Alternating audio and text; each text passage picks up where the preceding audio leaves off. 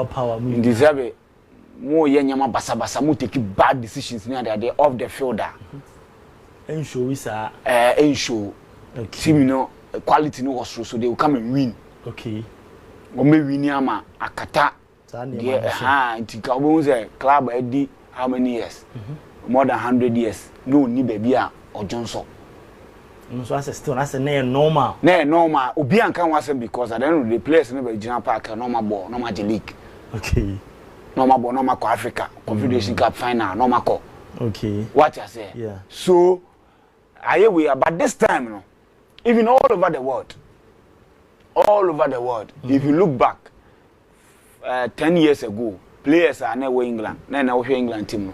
Players are now Spain, and now Spain team no. France, we Italy, we Brazil. Yeah. Now we now. What means every baby no quality na then I drop it. Yeah. Kwameka ko say talent no. Omunyina ye the same level. Okay. What I say, so you need extra, you need certain things. That is why I be omakofa abrofo no omakofa coaches are about set pieces coaches, throwing coaches. Okay. Those times, Paulo Ferreira could jump with Lampa could jump with no Pijesima Drogba Pimato without any coach be as or coach. But this time, because of say talent in about for my antino, amount for you then adjusted to situation as I say, okay, yeah, one, the American what I say. It over Ghana the same thing. Talent, you know. Few and teams in the there to bounce team bia no some key quality player with the challenge. Now Omama can who in rugby brain. What it is average but in real. But whoa, it is a unya opportunity. Not all sign players are. Now one five grand to home. Now what they are there any footballing reason it's a hunu ujina no so. Say ebia obi ti say obi come man say bia obi ko trials one crowd we see una o ye coach wa player na ko no one crowd no wo de ho wo de ne ho ahye obi power chokra still company mapamo na fit team players o maboa am me fan say wa di league. Okay, what I say player o mo o ma won je league no e different de wa boa amamu tu ni nyina wakabo ma je league. Na me kan say say or two kwan or no nim say empelifo edi ni two kwan na bo amane nti bibia ye okay na player na nya out 4-2 player na nya out 40 say e bia wa fa process team manager ho team manager ya we say player na go outside. Okay, na player na koye trials aba we dwalai we dwa obuafu to the sense that so show mama o de no run football club bia o bia eni go ase woni me go ase sa. That's all the emotions na here. Exactly. American as into Kotoko team na e at some point though you say a league ni na aba fam Kotoko enko Africa multi season na obon, but you had Agadas, Sheriff and Mudasiru. Look at these players. You just look at these players. You will see say okay quality ni ebia ni suro se o metima kwa Africa kwa bibi. But now standard na wo Ghana ha ne de. No mutumi bo ma utumi de league de eden. E de ma. Sure. Let me go out here say. It is our players ni free wa. I was all making sure say players are odi beba no. Players are so o money we mu nya pekura na at least o metima close gap. Okay. Se o ma se ayi Agadas Sheriff or no pra it or mobi. Okay. But also when you replacement, any sensible coach, you get a replacement for all your players. Mudasiri Niwa in team man. Any Michael Jamanamono. Omono, how do you situate this? How do you compare them? And that's experience in Shaden Nim. Let me what I say. Yeah. There was a opportunity, sir. You ever fast that to you. The only player no chin who bully a midfield no. Mudasiri justice blame no bully omo. That is why I need Kotoko any RTU bobia there is a padina. Sadat. Esi mako friend na. Se den by you se den by. Hey, you should get out. Hona. Kotoko, hey, my friend. And I go stars. Quite so share. And I would see them call sentiment. I do my big job. Justice Blade now in the news. I call a Medford maestro now. Go back to my boy Medford Amine. What sign? Center backs. Apawoni Maxwell right? Apawoni Maxwell Ajimai. Opamo kofa ayi. Ansuni no din. Oma san. Me so almost had two defender. Omo to attack me. Omo to attack me. I'm telling you. So, you see, the recruitment was so bad to the extent say we are weak. Team be any bebo bia. You go like consider. The players are boxing. Kotoko players are boxing. Master you consider. Inti are you coaching? What coaching man no? A recruitment na the problem we yaba. Recruitment no nya. Na coaching is wo fam. Coaching no fam. Na go say you consider nya coaching. Na me ba say no na e wo form na time na or G trophy na mamu na. Time na G trophy we had a man for no me analysis at the support no. Na why? Or you ungrateful guy. Oh Dabi, list to Dabi. Me say Ogumi ungrateful. That is why he's been exposed. Change. And man who say man for be here then. E person battresses are this point na me making. Say Ogumi ungrateful. Or you ungrateful. Eye enumguase na eto no. Hwe ade na eto no. Ungrateful because a coach there. Me say eye karma. Enumguase na eto. Say omo wo nkofo ase. Oh ba Kotoko. Media for no omo so say no. They were the people that no more catch and say akobi wo wafa friend Abubakar ono na ye adwuma na wo kira de o classroom Abubakar na ye adwuma no na Sunday do a obeja touchline yet ye catch name e de ma obenfo and the news say came and he excelled the news omo de wa bay so if they don't support Kotoko supporters no mo dwa no the more special omo mo abuchi no mo dwa do you know what they did? Unim nyama no mo ye the support season na Kotoko de je say na den no mo nye biom because they are still also den no mo nye biom they omo mo nye biom ni say they are saying say he took the support for granted and played the Kotoko politics and it no go up to now all stated the reason why I resigning here people in Kumasi ni say in search for no omo so no they say he was sacked.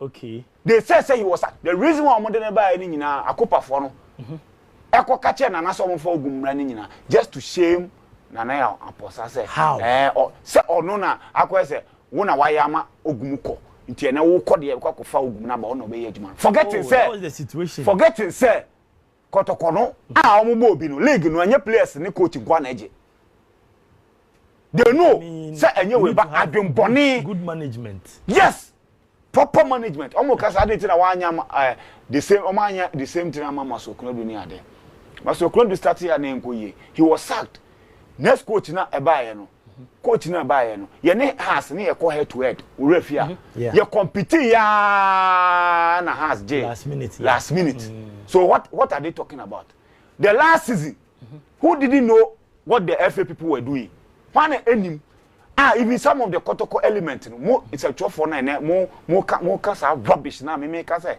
Ogum was helped Mukasa rubbish at the reply no why any idea LC wo Zebo time Zebo lost only one game baba yara ne ye ball under far light obeje 4 Accra Lions no mo buy anko mugu enu asa you go on 4 okay pa so what are you people talking about so me about Listo let's establish this Ogum was helped by Nana Ponsen's management and then Nana Oni Hobium Ogum newo and Ogum he is also serving as a management member. Yes. Because on a Kosia Pia and Mohini no war and Fionomon Nipa 3 way. So now why is Ogum not getting that help?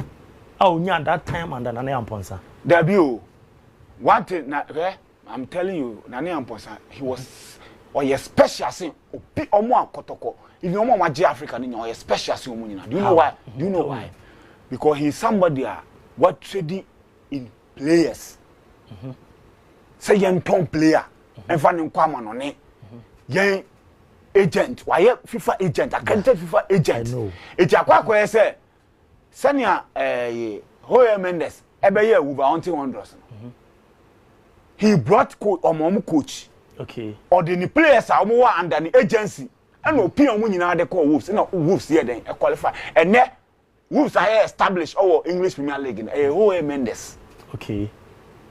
What you say? So imagine say Hoe Mendes or no Lidi Kotoko. Utimiko sign player. Mbella no more league season down. He was under 20 player. Way. Cameroon. Okay. They no established player, no captain. In Fegi. No Kofane buy. Mbella Bejidi. Do you know how much he sold Mbella for? $400,000. When was the last time Omoton play a free league in him? At the call we 100,000 100,000 150 near the Omoko.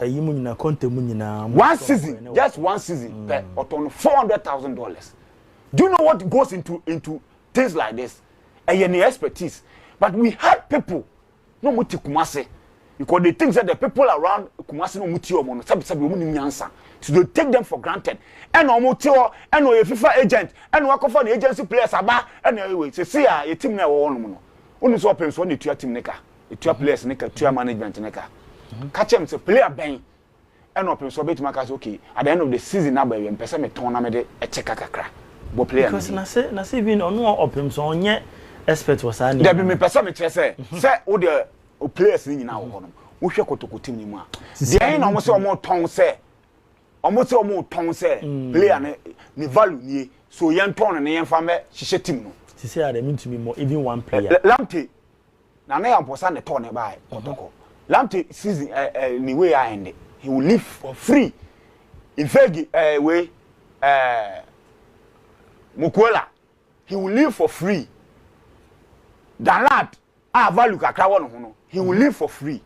It was 17 players now got on mobile. There is no single one now bet me don't say you bet my ton $50,000.